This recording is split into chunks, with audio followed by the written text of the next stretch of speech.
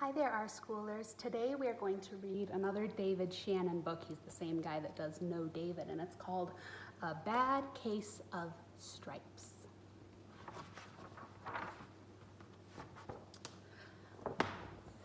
Camilla Cream loved lima beans, but she never ate them. All of her friends didn't like lima beans, and she wanted to fit in. Camilla was always worried what other people thought of her. Today, she was fretting even more than usual. It was the first day of school, and she couldn't decide what to wear. There were so many people to impress. She tried on 42 outfits, but none seemed quite right. She put on a red dress and looked in the mirror. Then she screamed.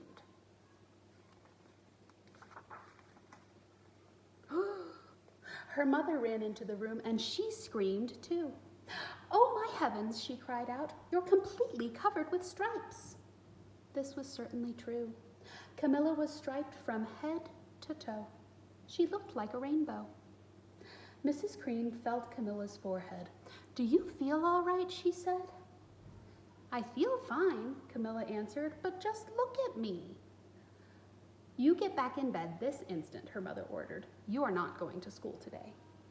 Camilla was relieved. She didn't want to miss the first day of school, but she was afraid of what the other kids would say, and she had no idea what to wear with those crazy stripes. That afternoon, Dr. Bumble came to examine Camilla. "Most extraordinary," he exclaimed. "I've never seen anything like it. Are you having any coughing, sneezing, runny nose, aches, pains, chills, hot flashes, dizziness, drowsiness, shortness of breath, uncontrollable twitching?" "No," Camilla told him. "I feel fine." "Well then," Dr. Bumble said, and turned to Miss Cream. "I don't see any reason why she shouldn't go to school tomorrow. Here's some ointment that should help clear those stripes up in a few days. If it doesn't, you know where to reach me." And off he went. The next day was a disaster. Everyone at school laughed at Camilla. They called her Camilla Crayon and Night of the Living Lollipop. She tried her best to act as if everything were normal, but when the class said the Pledge of Allegiance, her stripes turned red, white, and blue, and she broke out in stars. The other kids thought this was great. One yelled out, "Let's see some purple polka dots." Sure enough, Camilla turned purple polka dotty. Someone else shouted, "Checkerboard," and a pattern of squares covered her skin. Soon, everyone was calling out different shapes and colors, and poor Camilla was changing faster than you change channels on a TV. That night, Mr. Harms, the school principal, called. "I'm sorry, Mrs. Cream," he said. "I'm going to have to ask you to keep Camilla home from school. She's just too much of a distraction. And I've been getting calls from other parents. They're afraid those stripes might be contagious." Camilla was so embarrassed. She couldn't believe that 2 days ago everyone liked her. Now, nobody wanted to be in the same room with her. Her father tried to make her feel better. "Is there anything I can get you, sweetheart?" he asked. "No, thank you," sighed Camilla. What she really wanted was a nice plate of lima beans, but she had been laughed at enough for one day. Well, yes, I see," Dr. Bumble mumbled when Mr. Cream phoned the next day. "I think we'd better bring in the specialists. We'll be right over." About an hour later, Dr. Bumble arrived with 4 people in long white coats. He introduced them to the Creams. "This is Dr. Grop, Dr. Sponge, Dr. Cricket, and Dr. Young." Then the specialists went to work on Camilla. They squeezed and jabbed, tapped and tested. It was very uncomfortable. "Well, it's not the mumps," concluded Dr. Grop. "Or the measles," said Dr. Sponge. "Definitely not chicken pox," put in Dr. Cricket. "Or sunburn," said Dr. Young. "Try these," said the specialists. They each handed her a bottle filled with different colored pills. "Take one of each before bed," said Dr. Grop. Then they filed out the front door, followed by Dr. Bumble. Oh no. That night, Camilla took her medicine. It was awful. When she woke up the next morning, she did feel different. But when she got dressed, her clothes didn't fit right. She looked in the mirror, and there, staring back at her, was a giant, multicolored pill with her face on it. Dr. Bumble rushed over as soon as Mrs. Cream called. But this time, instead of the specialists, he brought the experts. Dr. Gord and Dr. Mellon were the finest scientific minds in the land. Once again, Camilla was poked, prodded, looked at, and listened to. The experts wrote down lots of numbers. Then they huddled together and whispered. Dr. Gord finally spoke. "It might be a virus," he announced with authority. And suddenly, little virus balls appeared all over Camilla. "Or possibly some form of bacteria," said Mr. Mellon, and out popped squiggly little bacteria tails. "It could be a fungus," added Dr. Gord, and instantly Camilla was covered with different color fungus blotches. The experts looked at Camilla and looked at each other. "We need to go over these numbers again back at the lab," Dr. Gord explained. "We'll call you when we know something." But the experts didn't have a clue, much less a cure.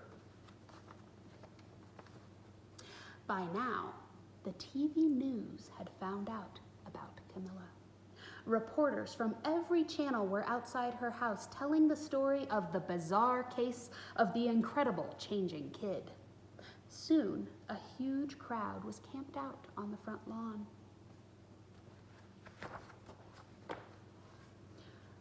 Oh no, poor Camilla. The Creams were swamped with all kinds of remedies from psychologists, allergists, herbalists, nutritionists, psychics, an old medicine man, a guru, and even a veterinarian. Each so-called cure only added to poor Camilla's strange appearance until it was hard to even recognize her.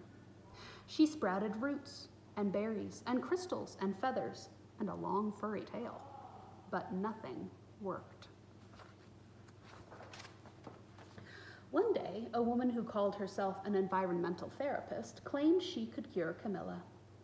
"Close your eyes," she said. "Breathe deeply and become one with your room." "I wish you hadn't said that," Camilla groaned. And slowly she started to melt into the walls of her room. Her bed became her mouth. Her nose was a dresser, and 2 paintings were her eyes. The therapist screamed and ran from the house.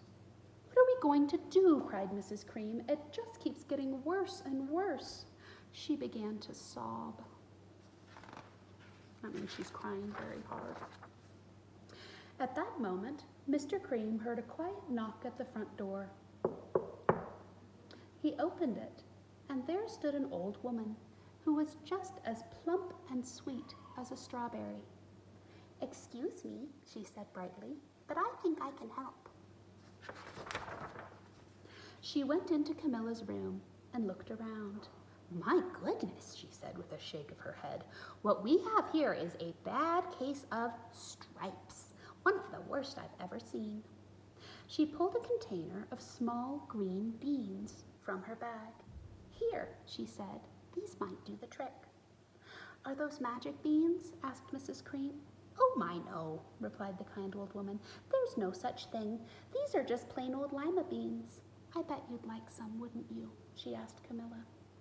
Camilla wanted a big, heaping plateful of lima beans, more than just about anything, but she was still afraid to admit it.